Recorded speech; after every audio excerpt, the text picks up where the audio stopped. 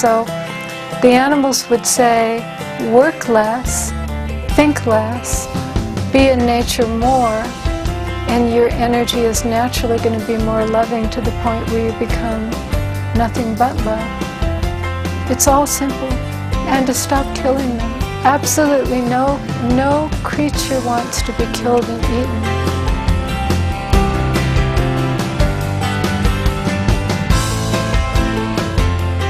Hello, fine viewers, and welcome to Animal World, our co-inhabitants. On today's program, we present the conclusion of our two-part interview with Sharon Callahan, a vegan telepathic animal communicator, author, and expert in the use of flower essences to correct physical and emotional imbalances in animals. Miss Callahan, who is based in Mount Shasta, California, USA, is the founder of Anaflora, a company that offers natural healing agents and animal communication services. An author as well, she has written Healing Animals Naturally with Flower Essences and Intuitive Listening. Did you know each animal has a specific mission in life? Sharon Callahan now explains further.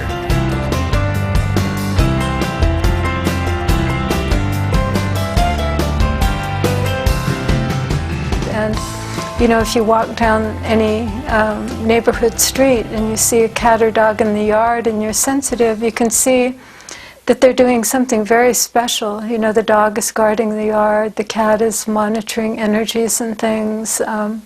So to me, every animal's performing a real sacred ministry. They're all service animals, an example to us that we should all be of service. And again, hopefully one day someone will take into account really listening to the animals and what their particular gift of service is.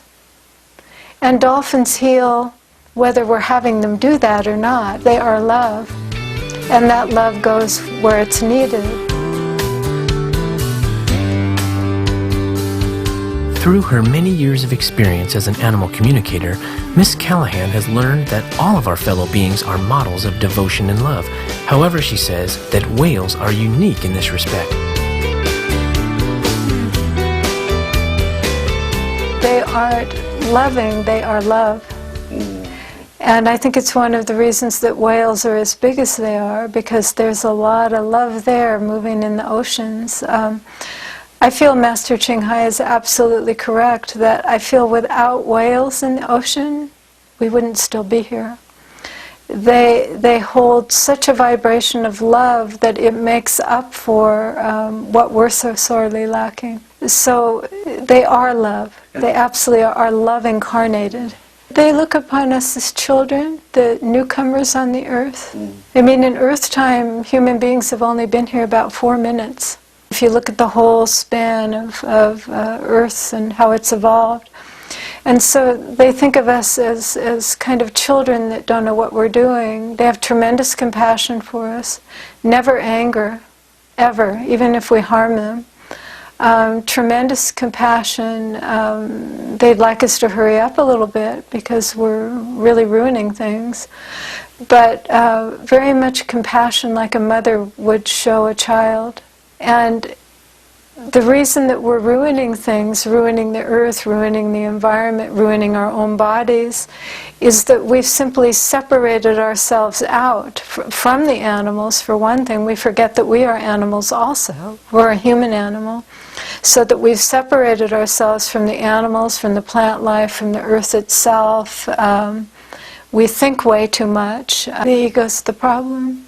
And people misunderstand often what the ego is. It's simply the judging mind that says this is a dog, this is a cat. But it's that part of our mind that judges everything and then causes artificial separation from everything that is. And literally there's no distance between us. It's all illusory. And so it's the ego self that gets in the way absolutely of 100% love. On occasion, groups of dolphins suddenly beach themselves and perish, or thousands of fish die all at once. We asked Miss Callahan to comment on these troubling events.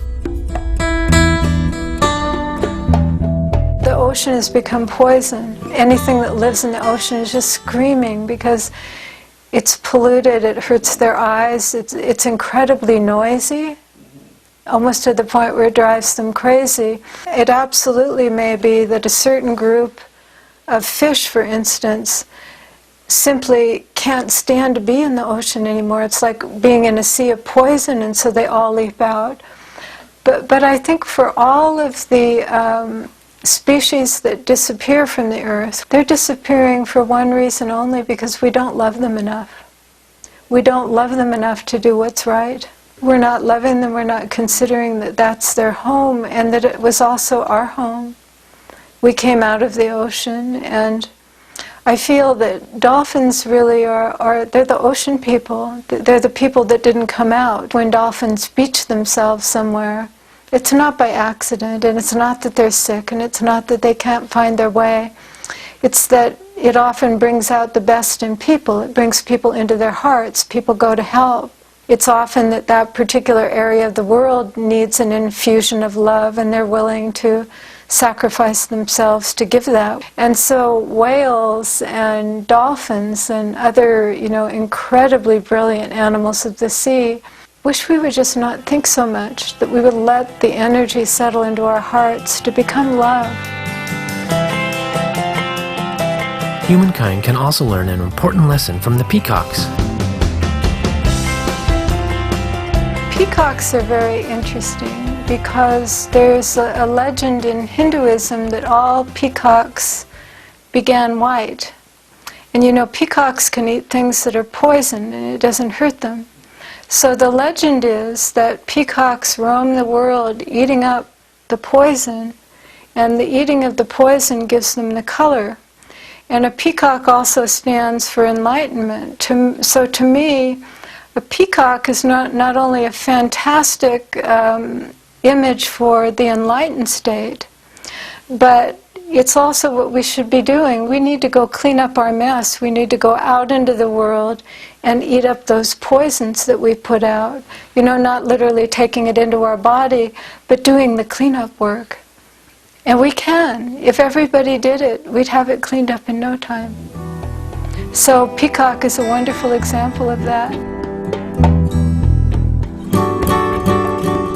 Sharon Callahan has always loved animals and been sensitive to any violence against them.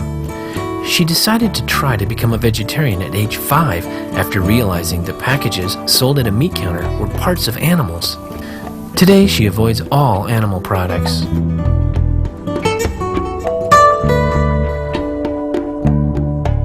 And then the veganism, it wasn't a decision.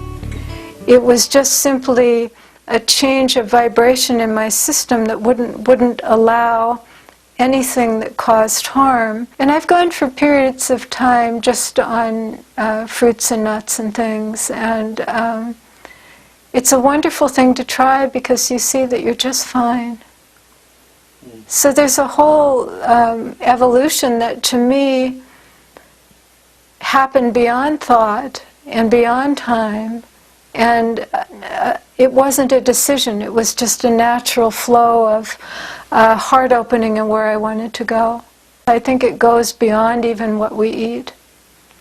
That we should every day, the minute we wake up, say that I will walk through this day doing as least harm as possible. Got a beloved group of friends who are vegan, and so on Thanksgiving in particular, and often Christmas as well, we all get together in the evening and we prepare our vegan meal. It's always at my friend Eric's home, and the wild turkeys that live in the woods behind his house will literally come in the backyard off of the dining room where we're eating and strut and dance and do this joyful thing, because they know that we're honoring them. And of course we feed them. We offer them food, and we never eat a turkey.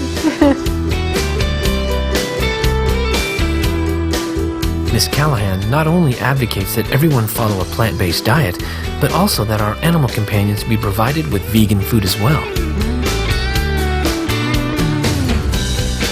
When I moved to Mount Shasta 30 years ago, I had Siberian Huskies, and they were all vegetarian. And my oldest one was 15, which was for a husky very, very old. They did fine. And they would savor things like a little slice of avocado, a carrot, quinoa, rice. So as the animals evolve, and as we help them evolve by creating a sacred atmosphere for them, giving them appropriate non-meat food, we can accelerate the change that they're going through. With accelerating climate change driven by animal agriculture and a host of other enormous challenges we are currently facing, this is the most crucial period in our planet's history. Adopting a plant-based diet is the most important decision we can make.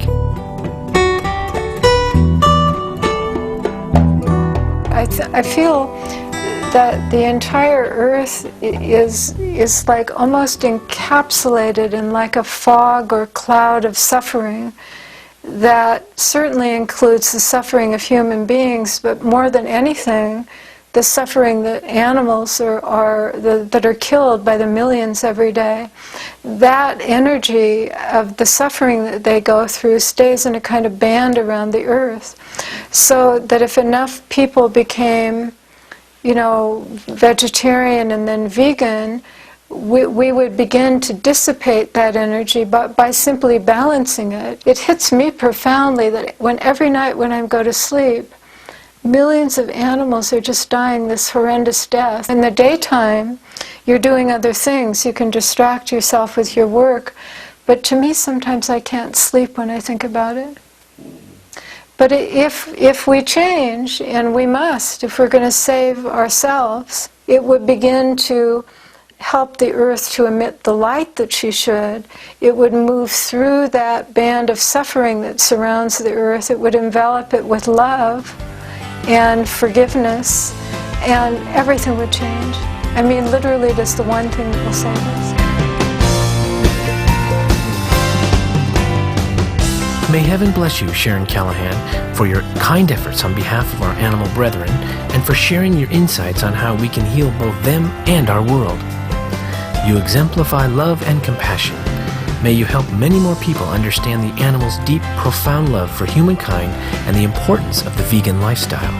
For more information on Sharon Callahan and Anaflora floral essences for animals, please visit www.anaflora.com. Miss Callahan's book, Healing Animals Naturally with Flower Essences and Intuitive Listening, is available at the same website. Thank you, gifted viewers, for your warm-hearted presence today on Animal World, our co-inhabitants. May all beings, large and small, soon live in harmony and peace in a vegan world. For more details, please see www.suprememastertv.com/AW. AW.